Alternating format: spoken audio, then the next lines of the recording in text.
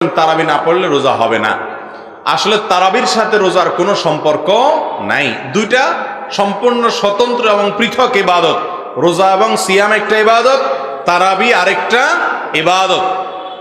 যদি কেউ কোনো কারণে তারাবি পড়তে না পারে, তারপরও তাকে ওই দিনের রোজা রাখতে হবে।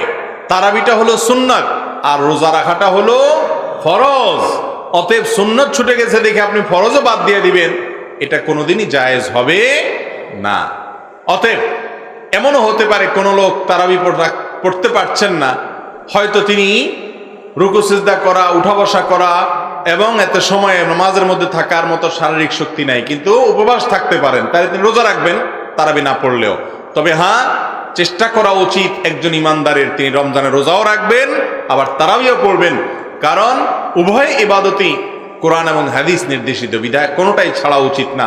কোনো কারণে যদি একটা